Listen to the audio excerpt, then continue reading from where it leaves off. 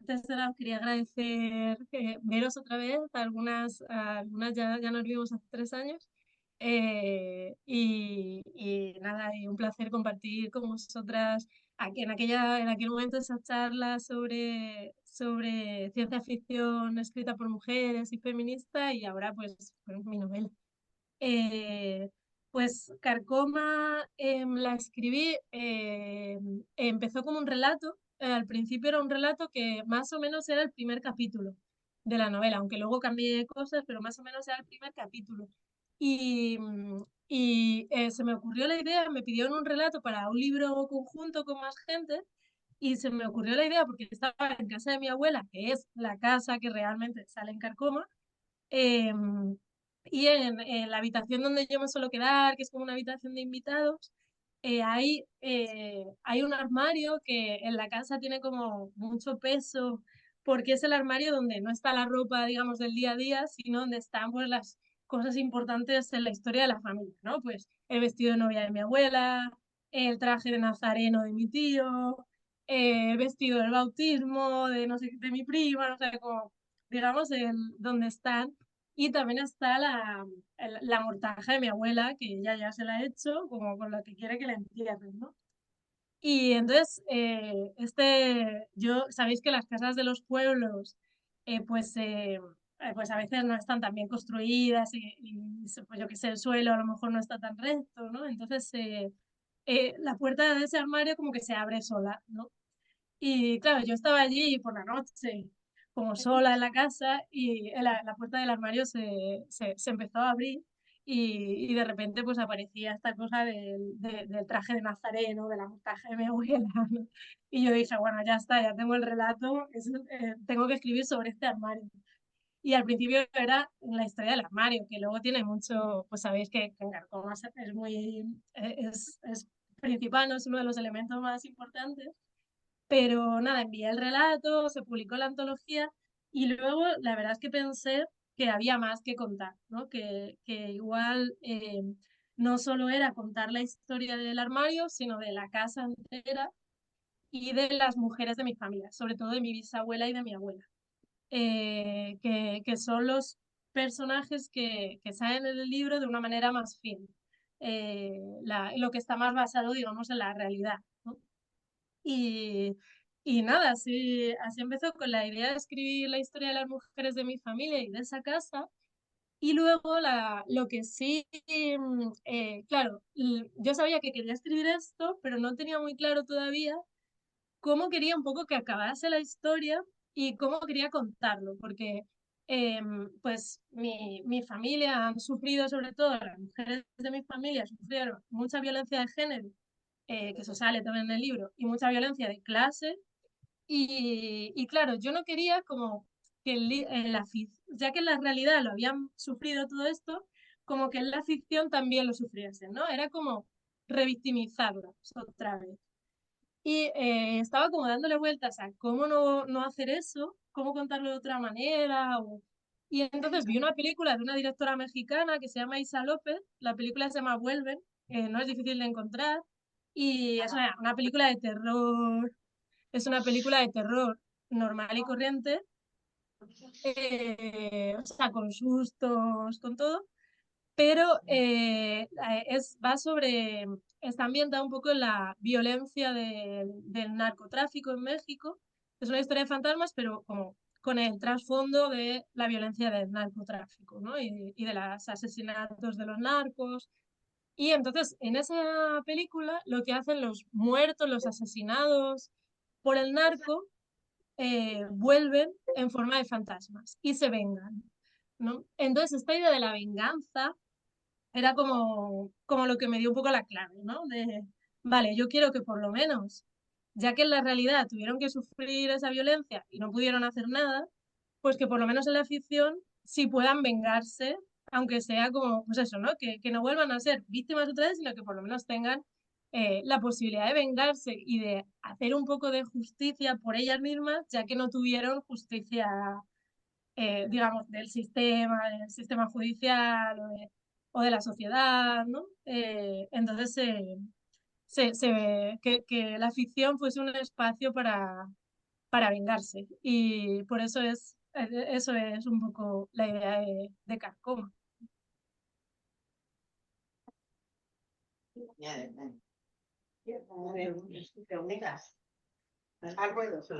¿Queréis que haga con... Bueno, perdona, que es que había salido Sandra.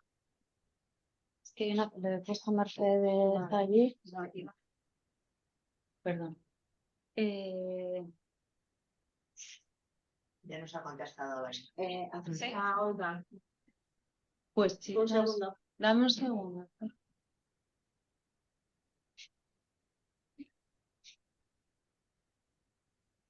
Aquí no puedo verla, no está Olga. Bueno, voy a hacer otra pregunta y vamos. ¿Te parece?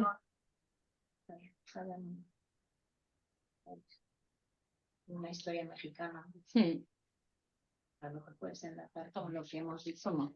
Está Olga dentro ya, Sandra. ¿Qué? Me gusta la Olga. A ver, una de las... Ya está dentro.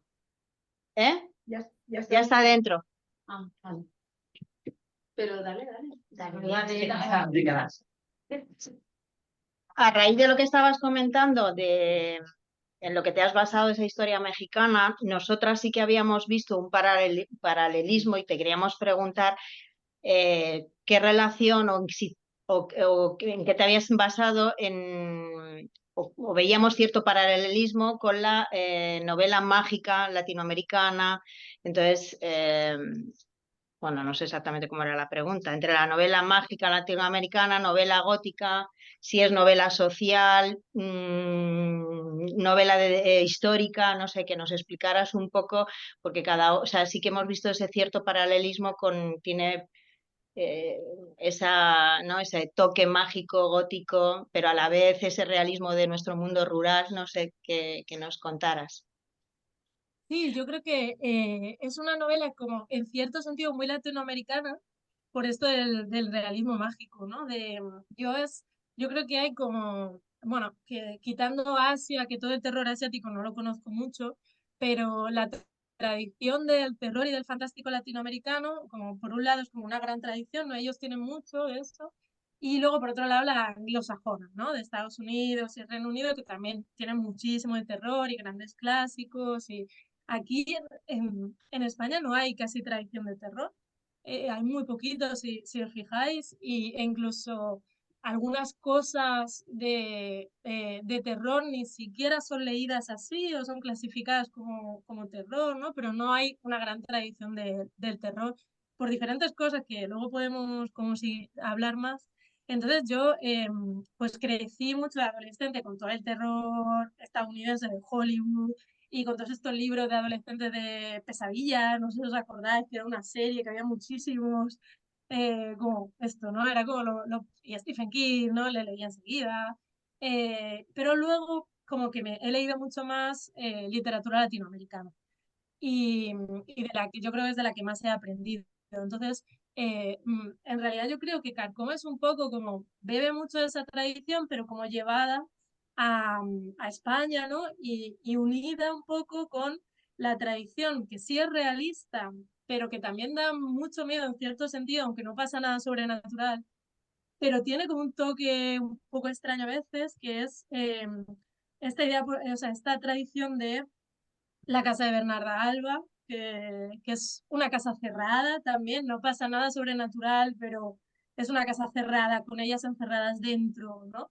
Que también da miedo en muchos sentidos, ¿no? Aunque no haya fantasmas ni haya nada de esto. Los santos inocentes, ¿no? Que también es muy tremenda. Y, y eso igual, ¿no? Es realismo, no hay ningún elemento así fantástico ni mágico, pero yo creo que está un poco como en el cruce de esas dos cosas, ¿no? De la literatura latinoamericana, ¿no? Mexicana, mucho. Yo he leído bastante literatura mexicana porque me gusta, o sea, no porque haya estudiado así ni nada, ni haya estado allí, pero... y es como un poco, yo creo eso, ¿no? Como traer un poco esa tradición o hacerme mía un poco esa tradición para unirla con el realismo rural español, que también en el cine, no solo no solo en la literatura, sino también, pues yo qué sé, El extraño viaje de Fernando Fernán Gómez, que eso sí que es terror, tal cual. De hecho, es una casa encantada y unos hermanos que viven allí, eh, como encerrados también, ¿no? Pero es de lo poquito que hay así de terror, y ni siquiera se la considera así muchas veces. Pero sí, como esa tradición un poco de lo terrible del campo español y de la violencia de clase en el campo español, ¿no? También esta película de Pilar Miró, El crimen de Cuenca, ¿no? Como toda esa cosa tan terrible que se ha contado bien, yo creo, aquí, de la violencia de clase, sobre todo en el campo español, ¿no? Que también pasaba en las ciudades, pero hay mucha tradición sobre todo en el mundo rural, y como mi pueblo está en plena Castilla, ¿no? Pues, como, pues unir esas dos cosas un poco. Y luego así de la tradición anglosajona, yo creo que sobre todo tiene Shirley Jackson, que no sé si la conocéis, pero Shirley Jackson tiene una obra increíble, tiene un par de novelas sobre todo, pero una increíble que se llama Siempre hemos vivido en el castillo, que son de dos hermanas que viven en una casa, dos adolescentes, son adolescentes en realidad, y viven solas en una casa, ¿no? Y hacen como, una de ellas sobre todo hace como magia, y tú no sabes por qué están allí, el pueblo las odia, ¿no? Ellas no salen casi de la casa porque el pueblo las odia, y tú no sabes por qué las odian, ¿no? Ni por qué están solas, porque no están sus padres. Y entonces es toda la novela de saber qué ha pasado, ¿no? Es una novela cortita, no es muy larga, pero sí, Shirley Jackson es como pues la gran, yo creo, escritora del terror, estadounidense, ¿no? Junto con Stephen King, es más moderno, pero Stephen King, por ejemplo, considera a Shirley Jackson su gran maestra. Y yo creo que de eso también hay un poco, inevitablemente, porque al final pues lees mucho anglosajón, ¿no? Y te llega mucho, y Hollywood, pero sí, como un poco yo creo que esas son las tres cosas así que hay en Carcoma de influencias. Sí, la verdad es que nos ha recordado y hemos hablado y hemos recordado Los Santos Inocentes y alguna otra novela latinoamericana, La Casa de los Espíritus también. Bueno, hemos comentado como Agua para Chocolate, también tema familiar y también que se... Y bueno, no hemos pensado en El crimen de Cuenca y tal, pero bueno, cada una que tenemos vivencias, cada una en su pueblo, pues también hemos sacado diferentes historias de cada uno de nuestros pueblos. Otra de las preguntas que ha salido es, bueno, si esta novela es una novela política y social, ¿no? Por esa diferencia de clases que muestras, ¿no? En el libro. Claro, yo creo que el terror es uno de los géneros más políticos que hay, aunque no lo parezca. Lo que también es interesante, ¿no? O sea, cuando, claro, tú ves una película o un libro, ¿no? Una novela más de denuncia social y tal, suelen ser realistas, ¿no? O sea, suelen ser realismo. Eh, entonces ahí como que se ve a lo mejor más fácilmente, pues la parte política o el mensaje político que hay detrás. Igual es más fácil verlo, pero yo creo que el terror es probablemente el género más político que hay, ¿no? Lo que pasa es que el mensaje político en el terror aparece codificado, ¿no? O sea, aparece como con códigos. Pero, por ejemplo, La Casa Encantada, relacionándolo con el género, ¿no? Con la vivencia de las mujeres, la idea de La Casa Encantada tiene mucho que ver, yo creo, de por sí. Lo han utilizado muchas mujeres escritoras para hablar de la violencia doméstica, por ejemplo, ¿no? De la violencia de género dentro de la casa, ¿no? Por eso hablaba con las editoras de una editorial chiquitita que es todo de terror, que se llama La Biblioteca de Carfas, que ellas han publicado mucho escritoras del siglo XIX, ¿no? De terror. Y casi todas, por no decir, vamos, igual algunas se me escapan, pero es que casi el 100% son historias de fantasmas dentro de una casa, ¿no? Es la idea de la casa encantada. Y claro, un poco lo que hablaba con ellas era, claro, estas eran mujeres burguesas todas, porque en aquella época, pues, ¿quién escribía? Pues, claro. Y claro, vivían un poco en este código del ángel del hogar victoriano, ¿no? Esta idea de que las mujeres, porque claro, las mujeres de clase trabajadora han trabajado siempre fuera de casa, ¿no? O sea, y dentro, o sea, pero y salían a trabajar, ¿no? A las fábricas, a casas de otra gente, ¿no? pero las burguesas del 19, ¿no? Pues estaban ahí en la casa, en el espacio privado, recluidas un poco, o sea, casi no salían como mucho a casa de su madre a tomar el té, o sea, pero pues no iban ni siquiera a comprar, porque en ese momento la compra la hacían los criados, y si te comprabas un vestido, un mueble, algo así un poco más, venía el sastre a tu casa. O sea, no, no había esta cosa tampoco del ocio, de la compra como ocio. Eso surge a principios del 20, cuando aparecen los primeros centros comerciales, que son para las clases altas. Pero en ese momento, como a finales del 10, mediados, finales del 19, ni siquiera era, o sea, es que no tenían otra opción en realidad que tomar el té con si iba una amiga o una familia, pero, o como mucho pasear igual por el parque, pero muy controlado con alguna amiga y muy, no sé, como no salían mucho de casa. Y claro, ¿qué están diciendo, no? El espacio público era para los hombres, el privado para ellas, pero ellas en el fondo están hablando, cuando hablan de todas estas casas encantadas, están diciendo que la casa da miedo, ¿no? Que la casa no es este lugar de descanso y que es para los hombres, ¿no? O que en teoría, según el esquema del patriarcado, es el lugar del refugio, el descanso. Y claro, ellos están diciendo que puede ser un lugar que dé mucho miedo, ¿no? Entonces, claro, pues yo creo que ahí pues es muy político, ¿no? O, por ejemplo, dentro del terror, todo lo relacionado con los monstruos, ha tenido mucho que ver con lo LGTBQ. O sea, muchas veces cuando no se podía hablar de lo gay, o no se podía decir abiertamente si alguien era lesbiana, si alguien era gay, si alguien era queer, pues aparecía en el terror de formas así, ¿no? Con monstruos a lo mejor que no tenían género, que no se sabe, ¿no? Que estaban como en el medio de una cosa u otra, no sé cómo. eh, También era una forma de hablar de cosas que no se podían hablar abiertamente. El terror siempre ha sido eso también. Eh, y muchos, ¿no? El otro día leía, por ejemplo, una interpretación de Frankenstein, de Mary Shelley, como una interpretación marxista, digamos, de Frankenstein, que era muy interesante, como muy bonita, a mí me pareció muy bonita, porque este autor decía bueno, sabéis que Mary Shelley y su marido eran socialistas y eran muy políticos activamente, o sea, activamente, sí, participaban y militaban en muchas cosas, ¿no? Y, por ejemplo, la independencia de Irlanda, que en ese momento estaba como bajo el yugo un poco británico, o sea, británico, sí, de Inglaterra, ¿no?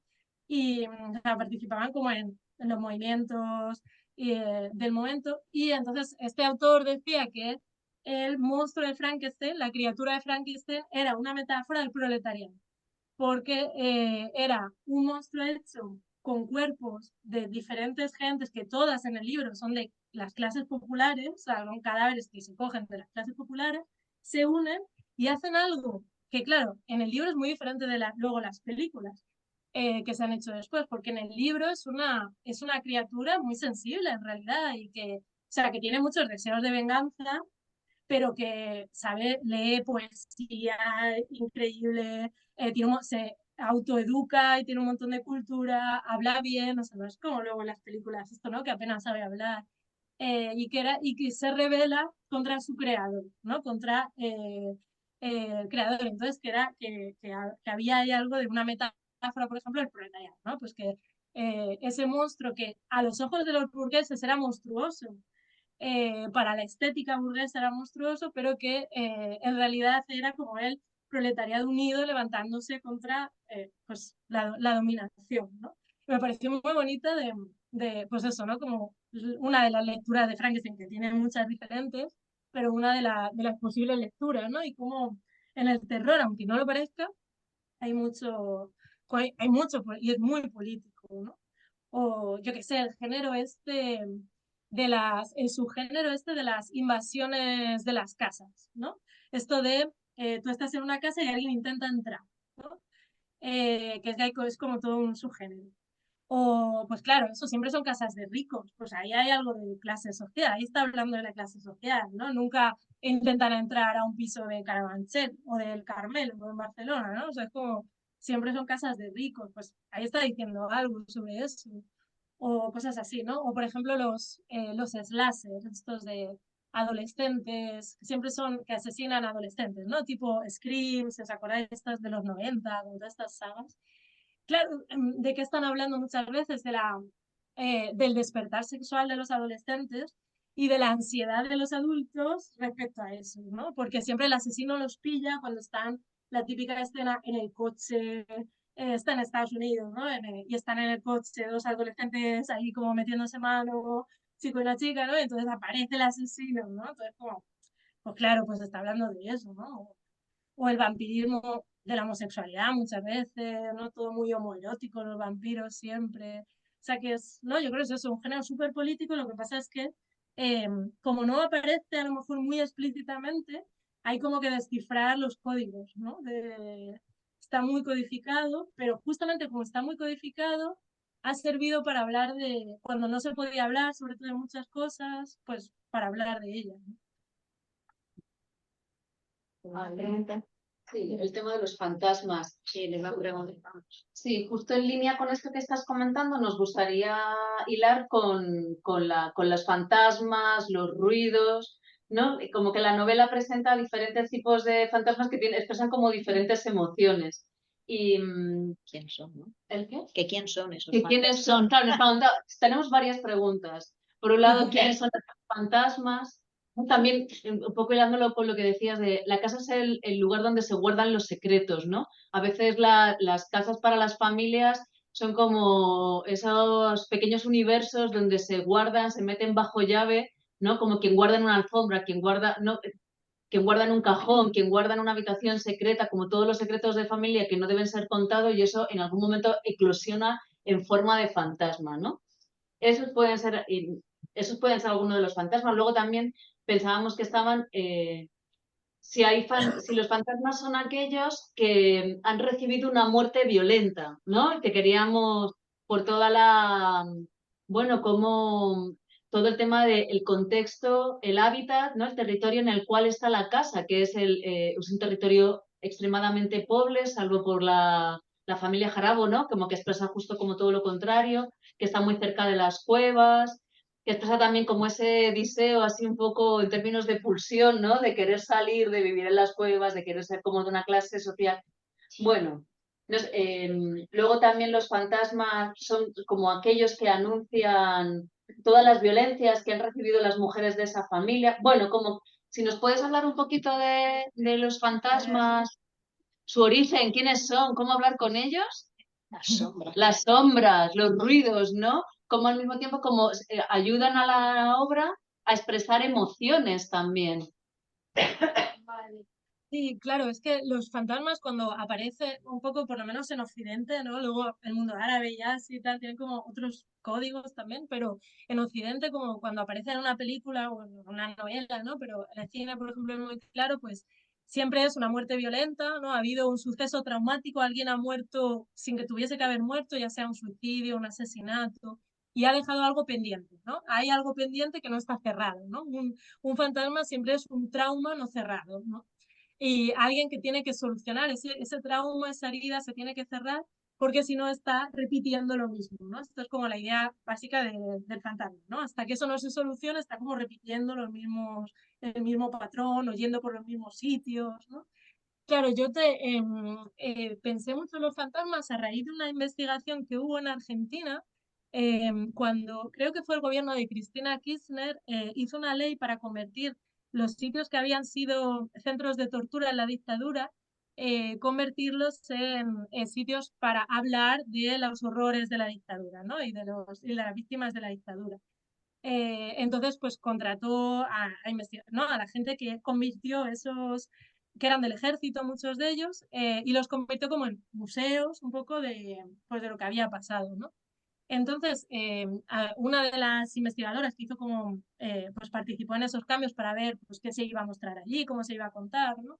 Ella entrevistó a mucha gente, ¿no? Tanto gente que había sido víctima como gente que había trabajado allí como militares que trabajaban allí en ese momento, antes de la conversión, ¿no? Pero que ya eran más jóvenes y no habían participado pues en la dictadura, ¿no? Pues para entrevistarlos y no sé qué, y montar los materiales y lo que se iba a mostrar en el museo. Y entonces ella se empezó a encontrar con un montonazo de historias de fantasmas. Que la gente le contaba, ¿no? Los militares más jóvenes, ¿no? Le contaban que se oían ruidos en esos sitios, bueno, ¿no? Como vecinos que vivían cerca de esos sitios contaban que había luces por la noche, que no sé qué, y incluso gente que había sido víctima de la dictadura, que había sido torturada, por ejemplo, contaba pues, que eran sitios donde se habían oído voces, ¿no? Y claro, ella dijo, joder, pues esto, si tanta gente lo dice, no, ella es antropólogo, si tanta gente lo dice, pues merece que se estudie, ¿no? O sea, esto está diciendo algo de lo que pasó, ¿no? No podemos aparcarlo simplemente como tonterías de, bueno, pues sí, pues yo qué sé, ¿no? Como algo pues para programas sobrenaturales, ¿no? Para programas de estos tipos cuarto milenio, sino que, claro, está hablando de algo. Y claro, si lo piensas, en España también ha pasado eso, porque aquí, por ejemplo, Belchite, ¿no? Este famoso caso de un pueblo donde hay psicofonía, ¿no? Es un pueblo abandonado. Belchite estuvo en uno de los frentes más duros de la guerra civil, ¿no? Cambió de bando varias veces, dependiendo de dónde estaba el frente, ¿no?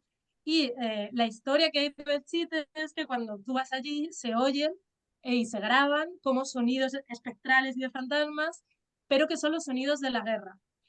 Bombardeos, aviones, gente gritando, pero como militares gritando órdenes, ¿no? Entonces, claro, el hecho de que lleven 80 años en Belchite, la guerra no haya acabado, ¿no?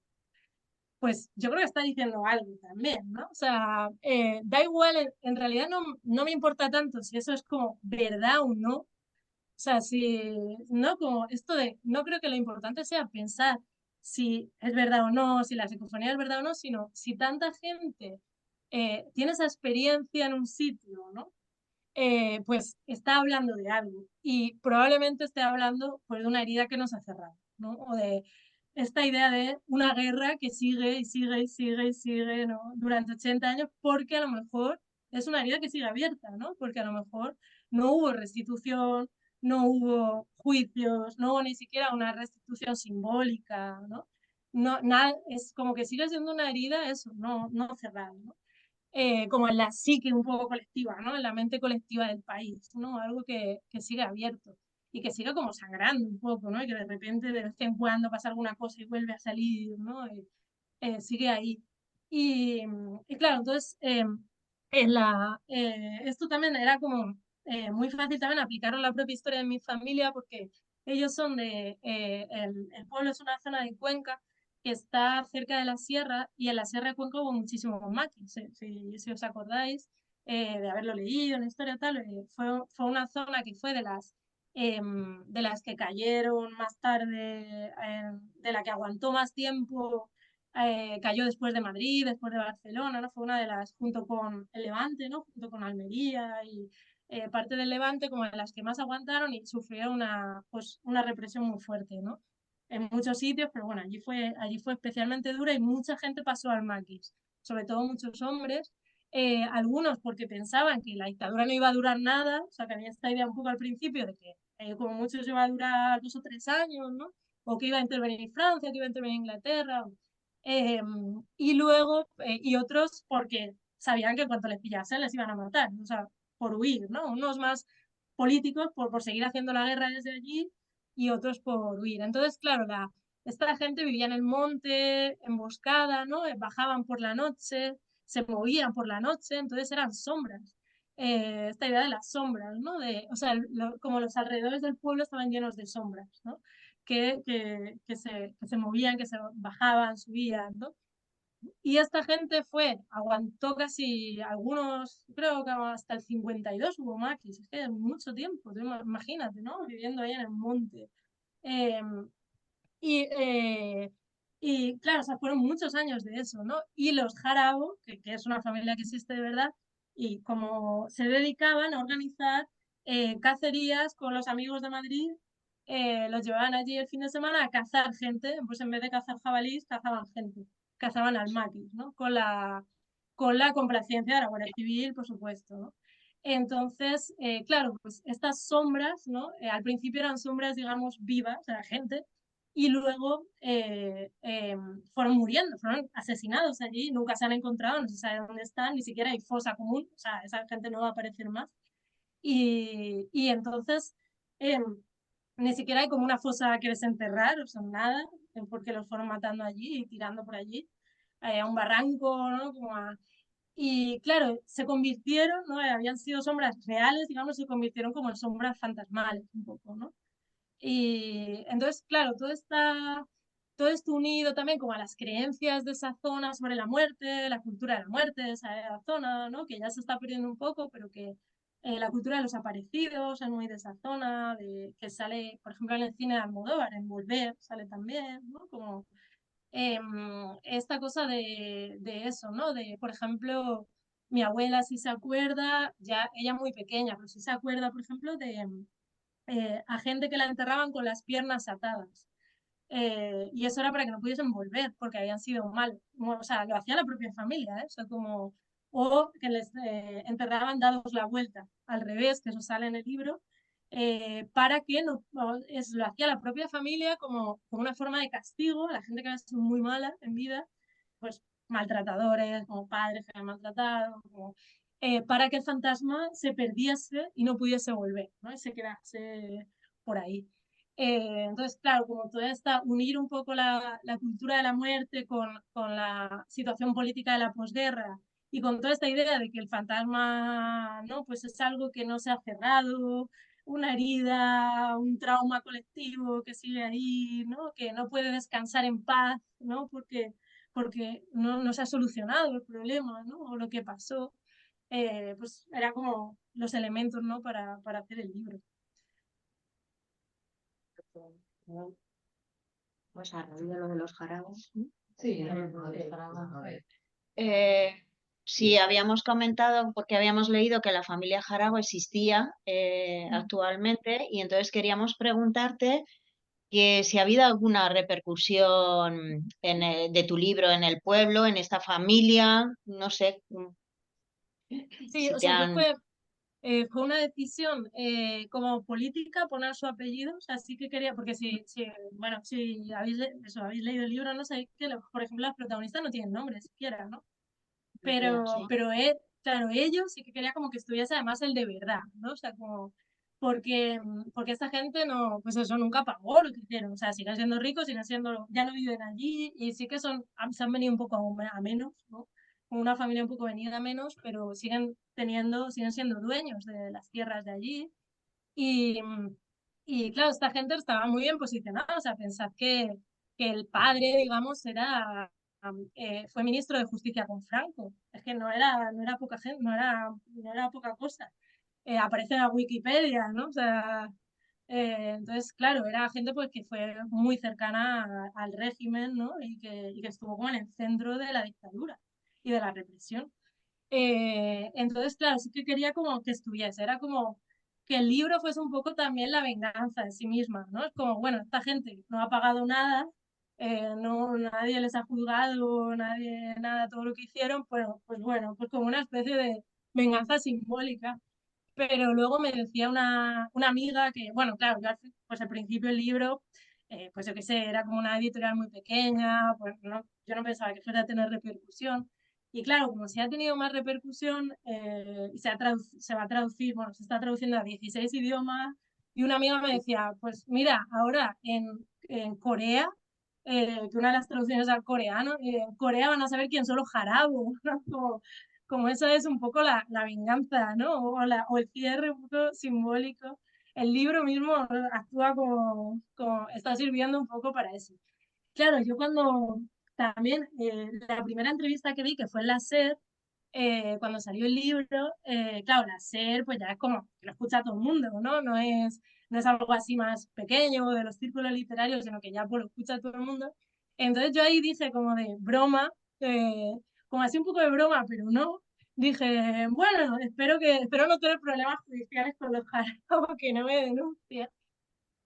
Y entonces, nada, el programa pasó y tal, y al día siguiente me llegó un email de el presidente de la Asociación de Memoria Histórica del pueblo que está al lado del mío, que es un pueblo más grande, y hay una asociación allí que han sacado mucho sobre los maquis, y me dijo en el email, me decía, te he oído he oído lo que has dicho, sabemos quiénes son los jaraos, los que somos de aquí lo conocemos, y no te preocupes porque la asociación tiene abogados. Entonces fue como, bueno, pues ya está. Si tengo abogados, yo ya digo lo que me dé la gana. Yo ya aquí ya no me corto de ninguna manera. Así que, pero no me ha llegado nada más. Y luego en el pueblo en sí, yo no quise poner como el nombre del pueblo como tal, un poco, yo qué sé. Aunque ahora mi padre me dice, me dice el otro día, vale, bueno, si se hacen una película y se hace famoso el pueblo, hacemos aquí un tour por la casa y cobramos la entrada, ¿sabes? Como esto se haga famoso. No, es que en mi pueblo ya viven como 30 personas, o sea, ya vive muy poca gente, tampoco es que haya vivido mucha nunca, pero bueno, ya es muy, muy pequeño y es gente muy anciana, o sea, en el pueblo como ya no tiene ayuntamiento, o sea, como le han quitado el ayuntamiento ya, ¿no? Pues no llega al mínimo, o sea, entonces claro, como en el pueblo no ha llegado mucho. Pero sí como un poco por la zona, o sea, de la zona sí que me han escrito gente de la propia cuenca, de Priego, que es un pueblo grande que está al lado también, o sea, como ahí sí que, pero lo que me ha llegado es bueno, o sea, no, por lo menos si hay algo malo no me lo han dicho, así que, y de momento no ha llegado ninguna orden judicial, ni ninguna citación, ni nada de eso, pero vamos, que también es como, o sea, es que es verdad todo lo que está allí, ¿no? Que nos queda la carcoma. Sobre la carcoma.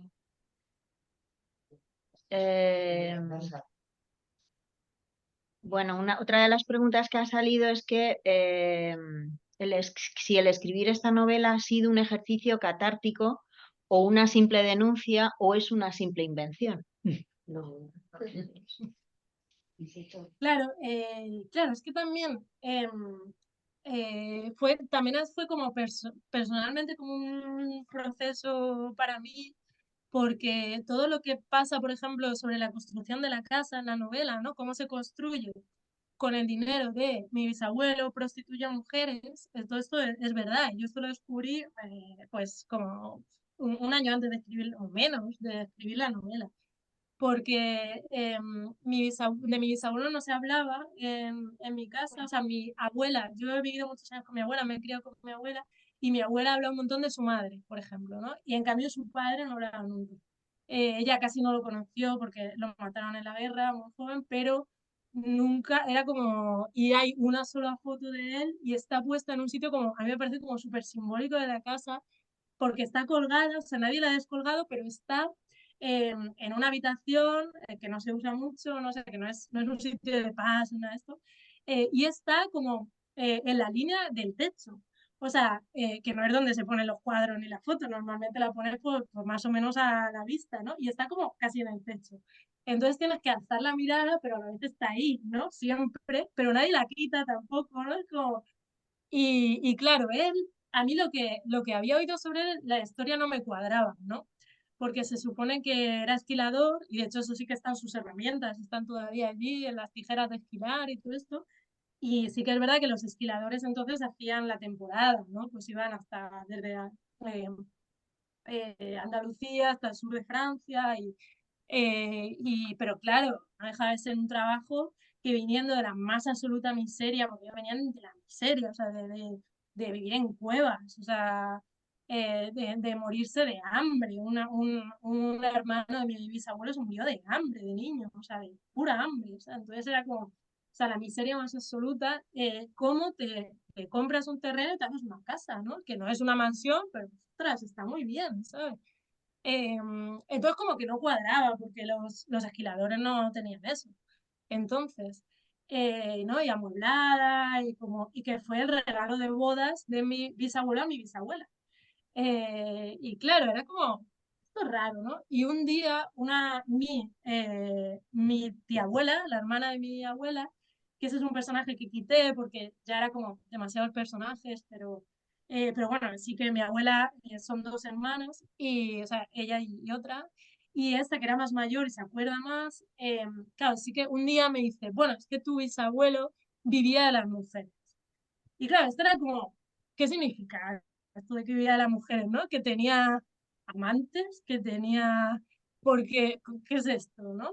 Y ya no me quiso convencer más. Y sí que decía que tenía, por ejemplo, mucha ropa, él era muy presumido, que tampoco era muy normal. La gente entonces de esa clase social tenía una camisa para trabajar y otra, si acaso, para el domingo y ya. Y alpargatas, y él tenía zapatos. O sea, como estas cosas así un poco como extrañas, como que no cuadraban. Y entonces una, una amiga de mi abuela del pueblo me dijo, bueno, esto de que vivía de las mujeres, lo que significa no es que tuviese un amante que le daba camisas o cosas de estas, ¿no? Es que prostituía a mujeres. O sea, él era el chulo, digamos. Y las tenía como encerradas en una casa que de hecho sigue existiendo. Tenía como a 3 mujeres allí y él pues se encargaba como de pues controlar a los clientes y cobrar, ¿no? Esto lo empezó a hacer ya después de casado con mi bisabuela. Y claro, era un maltratador, maltrataba a mi bisabuela muchísimo, maltrataba a las prostitutas y me enseñó la casa. Esta era la casa, ¿no? Donde, que era una casa así un poco alejada, esta era la casa donde se utilizaba para la prostitución.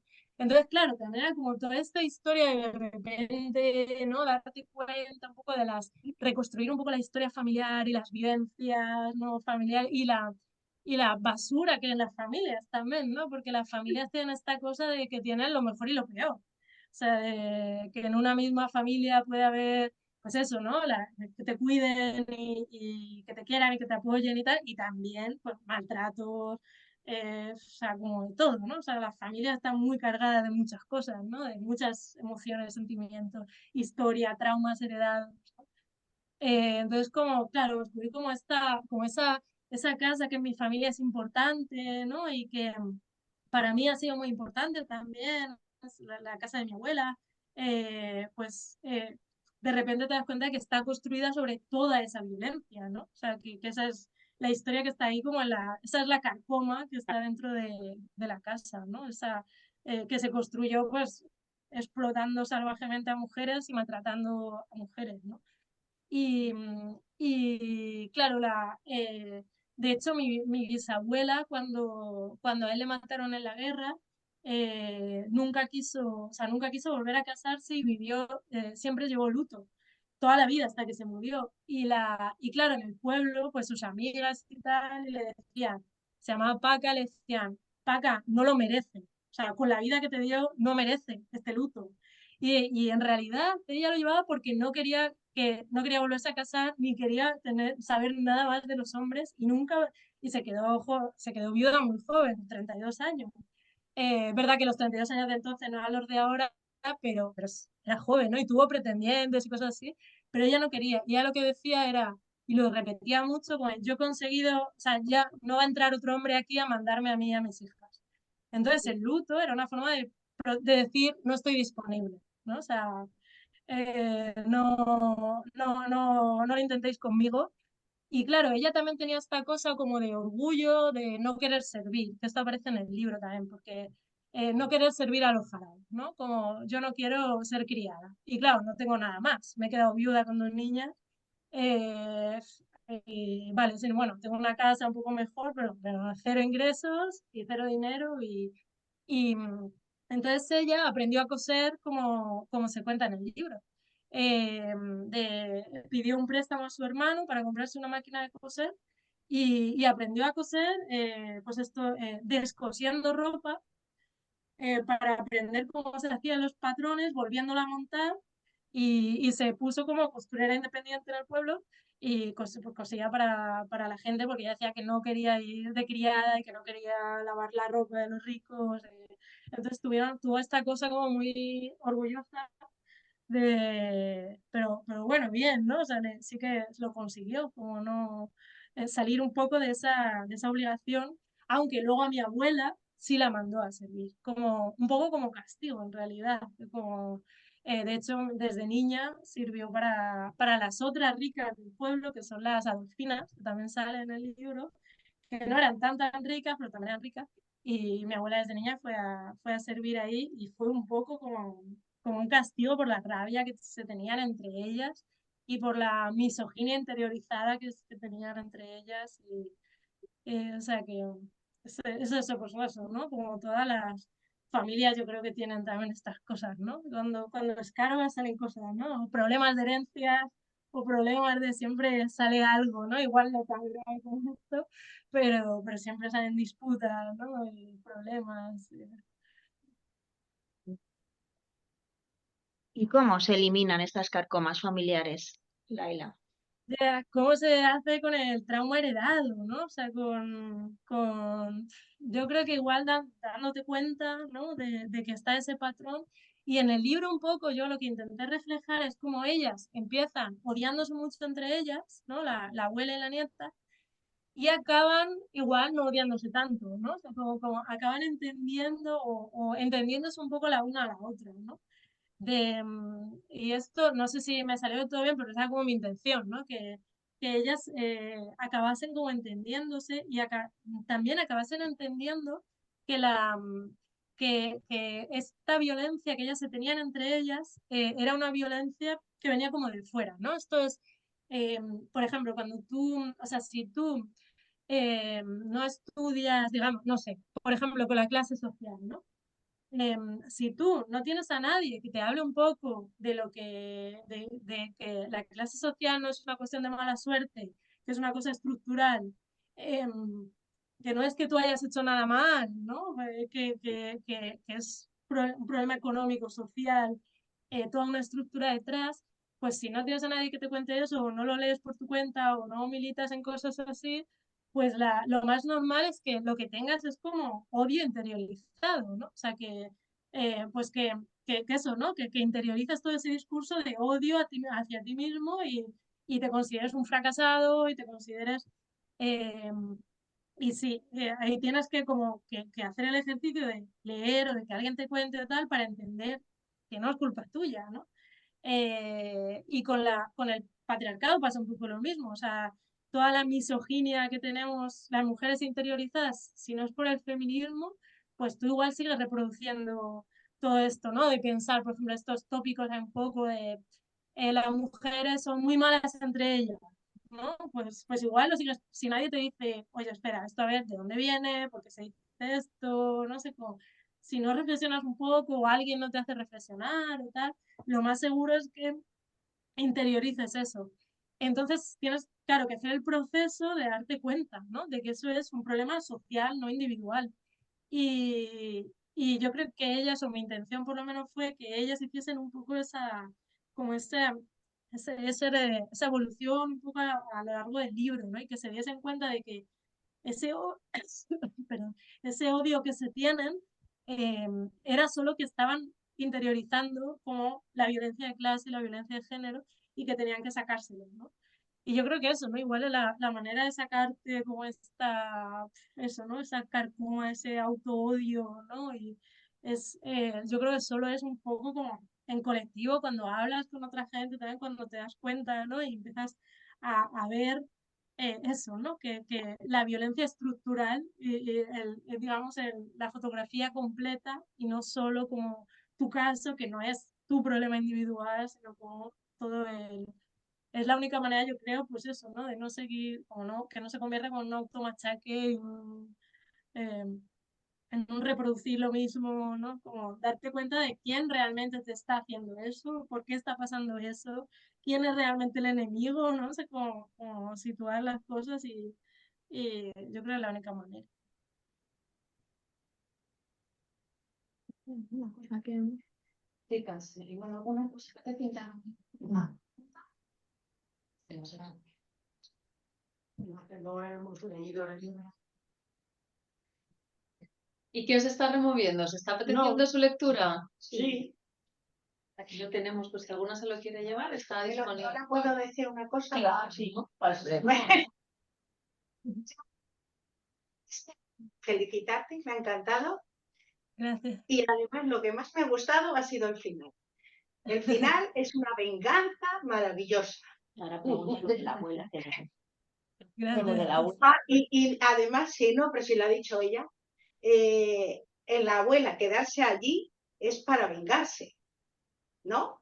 Claro, sí, y claro, muchas veces me han preguntado como que hay de verdad también en toda esta magia que hace la abuela, ¿no? Y claro, es que eso en mi familia está mucho, que todavía igual no he hablado tanto de eso, pero mi abuela, mi bisabuela ya no la conocí, pero mi abuela sí que ella ve cosas en la casa y le han pasado cosas como, eh, por ejemplo, hubo una temporada que se le encendían las dos lamparillas de la mesilla siempre a las 3 de la mañana. Y yo qué sé, como cosas de esas se han pasado y nadie se quiere quedar solo en esa casa, o sea, y todo esto de las maldiciones, de los atados, todo eso también pasa allí. De hecho, hay cosas que pasan que no las metí en la novela porque ya me parecía como que perdía verosimilitud. Pero, por ejemplo, la casa no tenía aljibe originalmente, entonces mi bisabuela ahorró dinero y contrató a un hombre para que hiciese el pozo, ¿no? Em, y es agua de lluvia, o sea, no es Tenía aljibe.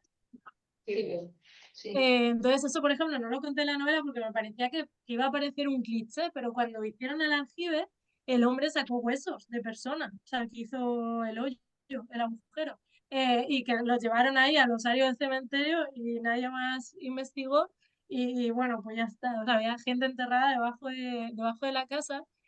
Y luego, como muchos años después, porque la casa estaba apartada, como un vecino compró un terreno de al lado hace relativamente poco y construyó como, no era una casa, pero bueno, como un sitio para pasar así como por la tarde y hacer barbacoas y tal. Y cuando excavaron para sacar algunas piedras que había y tal, salieron también huesos de gente. Y, o sea, que en ese terreno debía haber gente enterrada. Yo creo que sigue habiendo, porque no deben de haberse, nadie más ha vuelto a excavar. Y creen que este hombre lo miró a ver qué podía hacer. Y creen que hubo una epidemia de cólera en el siglo XIX probablemente. Y los debieron de dejar allí para que no contagiaran al pueblo, pues un poco como hemos visto con la pandemia, ¿no? O sea, y allí los enterraron, no los enterraron en el cementerio y luego no quedó, o sea, no había lápidas, no quedó registro, o si quedó registro, pues se perdió. Y creen que fue eso, ¿no? Que como era un terreno apartado, pues igual los metieron allí para que no contagiaran. Entonces, claro, pero eso de que estuviese encima de un cementerio ya me parecía como un cliché de película de Hollywood, ¿no? Como esto del cementerio indio, de las películas de Hollywood. Entonces dije, esto no lo voy a poner porque parece ya como demasiado, ¿no? O sea, parece pero eso, por ejemplo, pasó, ¿no? O sea, eso ha pasado, mi abuela se acuerda perfectamente que era mayor, o sea, no, cuando sacaron una calavera, De alguna manera se intuye, ¿no, Laila? De hecho, que los fantasmas pululen, ¿no? Como es toda esta gente que acaba enterrada en las rocas, ¿no? O sea, como que se intuye que la casa se ha construido sobre esos huesos. Bueno, recuerda mucho la película de Postergate, ¿no? Como que recuerda Cementerio Indian Camp. Y como que se intuye que eso sucede, o sea, que parte del encantamiento tiene que ver no solamente como con las cosas que suceden en la familia, ¿no? Con los enterramientos que hay en la casa, sino con que está hecho sobre un sitio lleno de muertos y de muertas. Y claro, tanto por la política, ¿no? Como por cosas como, pues esto, la gente que vivía en las cuevas, eso pasaba, o sea, eso se derrumbaba y ahí pues la gente se moría y se quedaba allí, o sea, no, y eran eso, casas, eso era como la parte ya más, la miseria absoluta de la gente que ya estaba con la absoluta miseria, entonces a veces agrandaban un poco, cavaban un poco más y con las lluvias le caía encima y nadie, algunos a lo mejor lo conseguían sacar, pero al resto, pues ahí se quedaba. O sea, y eso es violencia de clase también, ¿no? O sea, esa gente no ha muerto por casualidad. O sea, esa gente ha muerto porque estaba en la más absoluta miseria. Entonces, claro, eso sí que igual, ¿no? Todas estas historias.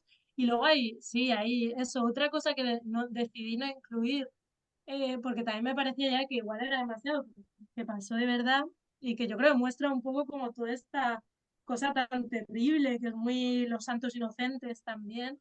Eh, una de las abuelas de mi abuela una de mis tatarabuelas se suicidó porque la acusaron de un robo. O sea, ella tenía un corral de gallinas y una de las gallinas del vecino se metió en su corral. Y ella, en vez de decirlo y devolvérsela, se la quedó, ¿no? Pensando que igual no se daban cuenta o tal. Se dieron cuenta y la acusaron de robo y debió ser como una especie de acoso tan grande que se suicidó. Y mi abuela se acuerda de cuando se suicidó, no en esa misma casa, pero de que se colgó de la barra de la cortina. Entonces, claro, todas estas cosas como tan... Es que hay mucha historia ahí en el campo español de violencia, de clase, de miseria, que, o yo qué sé, o esto sí aparece en la novela, pero de mi familia paterna, que son del mismo pueblo, una de mis bisabuelas, la madre de mi abuela paterna, a su padre murió por ahí en una caseta de pastores porque del hambre que tenía comió garbanzos crudos del campo y le hizo una úlcera, claro, en el estómago y empezó a vomitar sangre y pensaron que igual era una enfermedad contagiosa, entonces le hicieron pasar una cuarentena en una choza de pastores y allí se murió el hombre, obviamente, o sea, no, o sea, claro, es que es como, es que todo esto ha pasado, o sea, en los pueblos, todo esta, o sea, no es, y de la pura miseria. ¿Cómo no va a haber fantasmas, no? Ya no es solo la guerra civil, que también, sino... Sí, sí. Sí. Hola, Laila, muchas gracias por todas las explicaciones. Yo sí he leído el libro y me está gustando mucho que además esté sostenido por la historia de tu familia, la historia real de tu familia. Yo que te quería preguntar sobre el episodio de la desaparición del hijo de los Jarabo, que si eso fue una desaparición real o ha sido una ficción que tú has, bueno, pues has incorporado a la novela. Sí, la historia, sobre todo lo más real, es la historia de la bisabuela y la abuela. O sea, la de mi madre sí que no, por suerte no desapareció y no le ha pasado nada. Y claro, yo sí que quería como, ahí sí que me han preguntado bastante, como en club de lectura y tal, como, claro, ¿quién mata a la madre? ¿No? O sea, o qué pasa con la madre, ¿quién es el verdadero culpable de la madre? De lo que le pasa con la madre, si es el jarabo o es el otro, el que es el capataz, ¿no? De esto, ¿no? O sea, como los dos hombres con los que ella está, como cuál de ellos es. Y yo creo que la novela sí que se puede saber, pero tampoco me importa que quede como ambiguo, porque en realidad creo que podría haber sido cualquiera de los dos, ¿no? O sea, que esa es un poco la idea, que como que la violencia de género también está tan extendida, por desgracia, que podría haber sido cualquiera, ¿no? De los dos. O sea, los dos son unos desgraciados los dos, ¿no? O sea, cualquiera de los dos podría haberlo hecho. Y de todas formas, a mí me parece que en el terror especialmente, como que no quede todo explicado, está bien, ¿no? O sea, yo creo que en general en todas las novelas, o sea, a mí me gusta cuando una novela o una película también no se explica todo, ¿no? Y quedan cosas que para la interpretación del lector o no que no sé de dónde vienen, ¿no? Pero creo que en el terror es especialmente importante porque, claro, en el terror estás jugando con lo que no se sabe, ¿no? Y con la tensión y con el miedo, ¿no? Entonces, que queden como cosas así a lo mejor más ambiguas o esto, ¿no? Que no se resuelve muy bien. Sí que a mí me gusta. O sea, sé que hay gente que no le gusta nada, sé que hay gente que no, que quiere como que todo quede como muy, muy claro, también en el cine, ¿no? O sea, como que cuando algo no se explica, como que hay gente que no le gusta, pero yo sí creo que tiene algo. Además, por ejemplo, con las películas, yo de las películas que más me acuerdo son de las que no queda todo tan explicado, ¿no? Por ejemplo, a mí un director de cine de terror que me gusta mucho es Jordan Peele y él es afroamericano, estadounidense y mete mucho la cosa de la raza, ¿no? Claro, de la violencia racial en Estados Unidos, pero es terror con susto, ¿no? Pero claro, tiene mucho de racial, ¿no? De la violencia racial.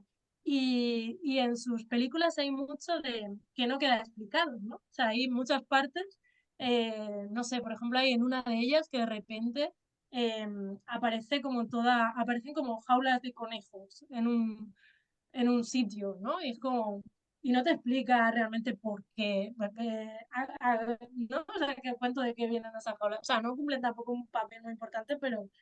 Y a mí me gusta eso porque son de las pelis también que más me acuerdo y que más te quedas pensando y que lo hablas con una amiga y tú ¿por qué crees que están estas jaulas de conejos ahí, ¿no? O sea, como en las que más se te quedan realmente, las otras a lo mejor te olvidas antes, ¿no?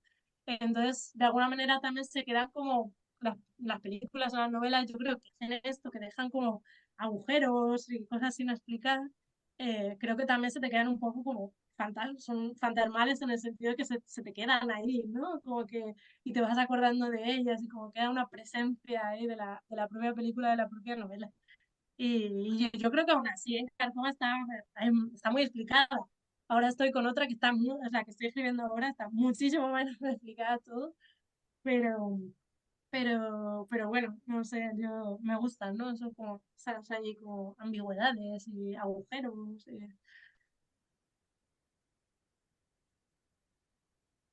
No, sí, quedaba una última pregunta. Eh, bueno, ¿cómo crees que la educación podría ser la tabla de salvación eh, de esos rencores que existen en el mundo rural? Y ya, es que yo creo que el rencor en sí no necesariamente es malo. O sea, esto es una cosa que decía un filósofo inglés que ya murió hace poco, o sea, es de ahora, o sea, murió joven, se suicidó, pero hablaba mucho del resentimiento. O sea, él venía de clase trabajadora y hablaba mucho de la clase social, ¿no? Y habla del resentimiento y a mí me gusta mucho porque, claro, resentimiento es volver a sentir, ¿no? La propia palabra. Entonces, claro, él decía que el resentimiento puede ser una fuerza política también, de movilización política, porque es volver a sentir el dolor de que le provocaron a la gente que te ha precedido, ¿no? Pues la violencia de clase que vivió tu abuela, que vivió tu bisabuela, que has durante generaciones, no solo tu familia, sino de la gente que es como tú, de tu misma clase social, ¿no? Como ese dolor se ha ido acumulando y eso, y no se ha resuelto, y nadie ha pagado, y nadie, ¿no? Y está impune. Entonces, como que el resentimiento era un poco como volver a sentir eso y hacerte como responsable y hacerte cargo de eso, ¿no? Y hacer algo con eso políticamente. Y luego también decía como que la política tiene mucho de sentir con los demás, ¿no? Pues yo qué sé, pues algo con lo que está pasando en Palestina, pues seguramente la mayoría de nosotros no conocemos a nadie allí, ni hemos ido nunca, pero es sentir una parte, aunque sea pequeña, de ese dolor y hacerte cargo. Eso es un poco la política, ¿no? Y hacer algo con eso, pues, yo qué sé, ir a manifestaciones o, ¿no? Entonces, claro, yo no creo o sea, yo creo que el rencor puede ser importante políticamente, ¿no? O sea, no creo que sea tan malo. El problema es, claro, si no lo diriges adecuadamente, sí que te puede destruir, claro. Sí que eso se puede convertir en una carcoma que te destruya, ¿no? Si no lo politizas, si no le das un sentido, ¿no? Solo pues te acaba destruyendo, claro. Entonces eso, yo creo que una parte de rabia está bien. O sea, ¿no? Esto que decía el Che Guevara, decía que el sentimiento más importante para un revolucionario es el amor. Y yo creo que eso es importante, pero también luego Mao dijo, esto del amor, lo más importante, tiene una frase que es como, bueno, esto del amor, lo más importante es coger un fusil, ¿sabes? Entonces, como, bueno, igual las dos cosas, no sé, o sea, creo que hay una parte de rabia que está bien y que es importante, y otra parte pues eso, de amor y sentir el dolor de los demás también es amor, amor a los que son como tú, ¿no? Lo único que, claro, que no dejes que eso te destruya tampoco, darle un sentido para que no pues, te acabe destruyendo a ti y ya está, sino darle un sentido político, ¿no? Y sacarlo, dirigirlo a que te movilice políticamente, a que te radicalice, ¿no? Hay un meme en internet em, que se ha movido ahora con lo de Palestina, que dice es una frase que es como, no dejes que este dolor que estás viendo, ¿no? Esto que vemos en las redes sociales de imágenes terribles, que además te aparecen así, ¿no? De repente, yo que sé, en Instagram. No dejes como que este dolor te destruya, haz que te radicalice, ¿no? Como, o sea, conviértelo en algo positivo. O sea, esta rabia es necesaria también, pero también convirtiéndola en algo. Noemí, hay una última pregunta, Laia, que es Noemí. Es una pregunta muy concreta del final del libro. Es que yo estoy en otro club de lectura, pero me enteré de que venías a este o no me lo pierdo. Pero lo que pasa es que si hay alguna que no se lo haya leído, me da un poco de cosa, de spoiler. Es que es un de spoiler total. Pero es que lo hablábamos nos quedamos con la duda en nuestro club de lectura, digo, nos da la oportunidad. Eh, es que en el final, justo final, ¿no? Cuando están la abuela y la nieta que van a mover el mueble, y entonces dice, la abuela dice, no me acordaba de la última vez que había hecho aquello, ¿no? De mover el mueble. Pero debían haber pasado muchos años antes de que naciese mi nieta. Entonces, como luego detrás, para no hacer spoiler, está lo que está, que no hace tantos años, pues nada, no, pues eso que nos quedamos con la duda que no entendíamos eso. Vale, claro, esta es la pared, bueno, para las que no hayan leído todavía, bueno, yo creo que esto sí lo podemos decir, ¿no? O sea, emparedan en la pared o sea, que esto es algo que pasó, como sabéis, en la guerra también, o sea, la gente que intentó esconderse en la posguerra o se emparedó viva, dejándose un hueco para que le metiesen comida para intentar que no les pillasen, ¿no? Y que pasasen un poco de tiempo para a lo mejor luego salir a Francia. Entonces como que este personaje intenta hacer eso y la venganza de ella es esa ranura que queda, cerrarla. No es como, pues ahí te quedas. Entonces, claro, la cosa es que ella tiene ese ladrillo que se mueve, ¿no? Cuando ya al cabo de unos días deja de oír los gritos, pues ya dice, pues este ya se ha muerto ahí, ¿no? Entonces excava un ladrillo para verle, ¿no? O sea, como, quiero ver el cadáver, o sea, quiero ver que está ahí, que está realmente muerto, ¿no? Es como la consumación de la venganza. Pero luego ese ladrillo, como digamos, lo ponen en el armario delante y como que pasan muchos años, ¿no? Hasta que llega la necesidad de volverse a vengar en la figura de la nieta. La nieta se vuelve a vengar, ¿no? De la otra generación de los Jarabos. Entonces se hace necesario volver a usar ese ladrillo, ese armario y esa habitación ahí emparedada, ¿no? Y entonces es por eso, ¿no? Como ella vuelve a abrir ese ladrillo como para ver, porque ha tenido que volver a repetirse la venganza, ¿no? Pero porque dice que hace tantos años, porque no hacía tantos años que no lo movía, ¿no? Para meter el tercero, tiene que haberlo hecho hace poco, o relativamente poco. Claro, Esa, sí, pero claro, sí, porque era una cosa como, sí, bueno, era como, claro, como una cosa de, no sé si, no me acuerdo cómo la expresión exacta, pero pues esto como que viene de lejos, ¿no? Es un poco la sí. idea Ah, de, vale. Porque pensamos que se había metido por otro lado del cuerpo. Bueno, nos hicimos mil hipótesis. claro, es como que la nieta vuelve, pues eso, ¿no? La venganza se reproduce, o sea, tienen que volver a vengarse porque no ha cambiado nada, ¿no? O sea, Mm. porque los jarabos siguen siendo los jarabos, aunque ahora sea otra generación. Entonces, pues ya bueno, y se vengó, la abuela se vengó y la nieta pues se vuelve a vengar, ¿no? Entonces, o sea, como que las mujeres se han vengado, ¿no? Sí. Cada una de uno, y una en forma de fantasma y otra como vivas, pero sí, esa era un poco la idea. Muchas gracias. Vale.